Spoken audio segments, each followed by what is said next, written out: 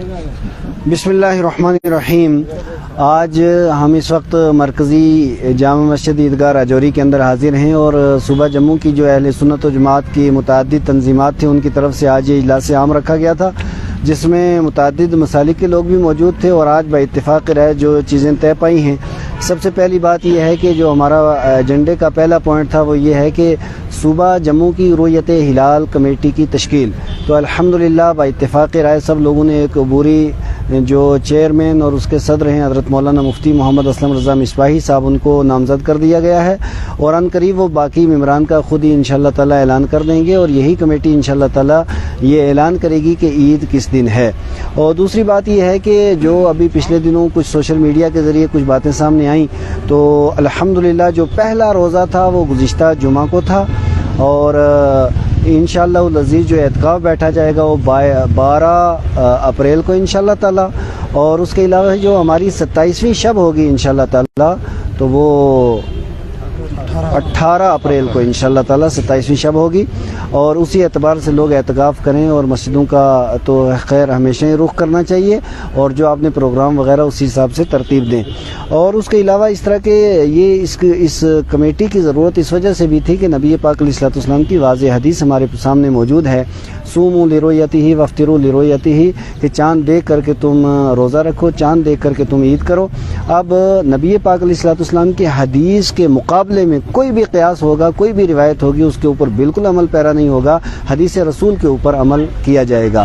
اور آج جو ہماری تیسرا پوائنٹ تھا آج کی میٹنگ کا وہ یہ ہے کہ با اتفاق رائے سب لوگوں نے ہمارے پورے صوبہ جموں کے جتنے اضلاع ہیں ان سب کا مفتی اعظم حضرت مولانا مفتی محمد اسلم رضا مصباحی صاحب کو نامزد کیا ہے اور اس پہ سارے علماء کرام نے اتفاق کیا ہے۔ اور چوتھی بات یہ ہے کہ ایک عدالت عالیہ یعنی جس کے 11 ممبر ہوں گے اور تمام اضلاع کی نمائندگی ہوگی اور اس کے اندر مستند اور قابل ترین علماء کرام ہوں گے، اور یہ ان علماء کا تعلق اگرچہ کسی تنظیم کے ساتھ ہو بھی لیکن یہ ایک آزادانہ ادارہ ہوگا جو شرعی معاملات میں جہاں اختلاف کی صورت ہو یا کوئی بھی ہو یا متفقہ فیصلہ لینا ہو تو شرعی معاملات میں یہ عدالت عالیہ جو ہے وہ اپنا فیصلہ سنائے گی۔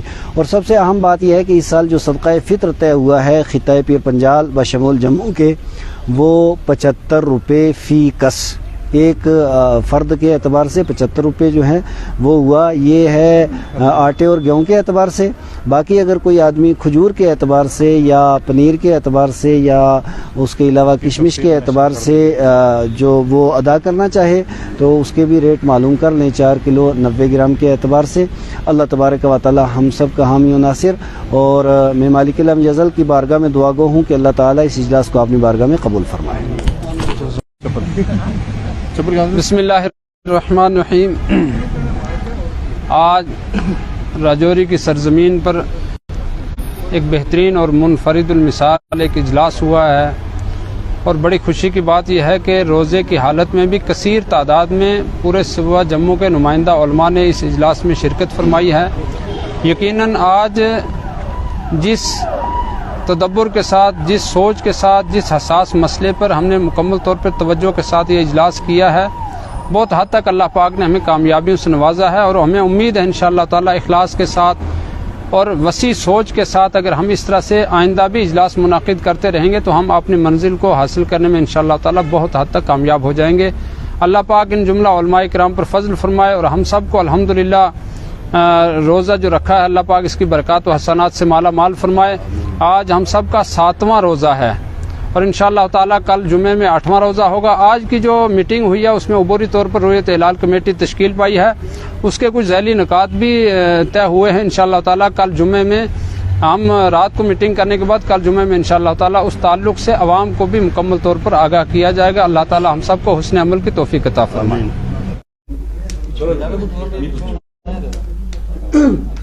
جی مولانا صاحب کیا کہنا چاہیں گے؟ بسم اللہ الرحمن الرحیم۔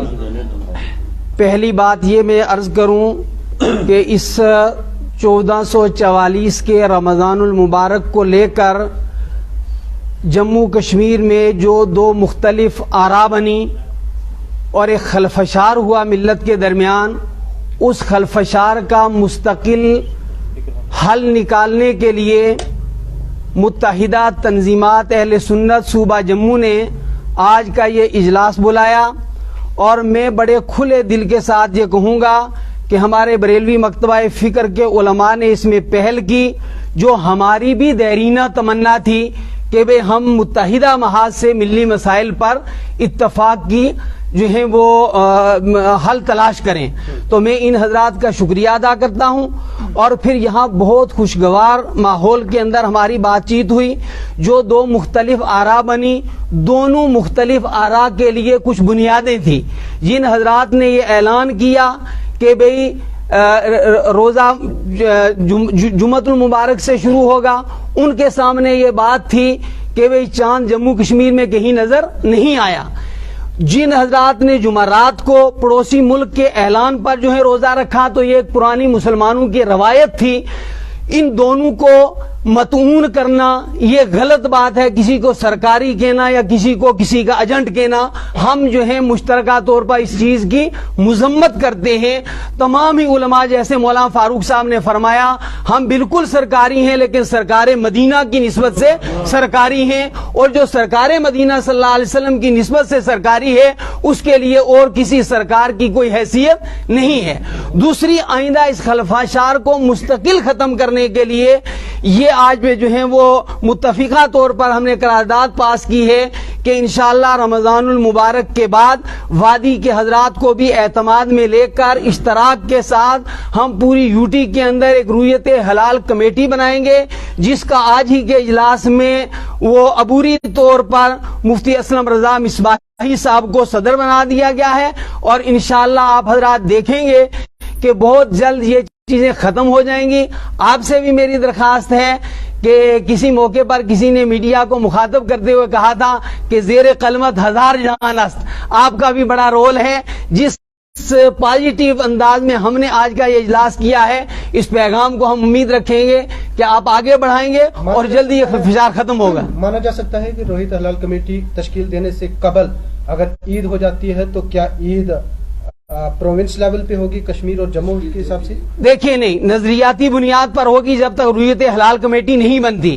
بڑی فراخ دلی کے ساتھ یہاں کہا گیا کہ بھئی جن لوگوں نے جمعہ کو روزہ رکھا انہوں نے بھی کسی دباؤ میں نہیں رکھا بلکہ اللہ کی رضا کے لیے، اور جن لوگوں نے جمعرات سے روزہ رکھا ہے اور وہ اپنا 17 تاریخ کو شب قدر کریں گے اور اسی طرح اعتکاف، دونوں اپنے اپنے نظریے پر رہیں گے. یہ بھی اتفاق ہے ہمارا. اپریل کو عید کا چاند دیکھنا ہے ہم نے لوگوں نے. بھئی چاند دیکھنے میں کون سی دقت ہے؟ دیکھیں، نظر آئے تو بہت اچھا. چاند دیکھنے میں کون سی ہے؟ 27 کو بھی کسی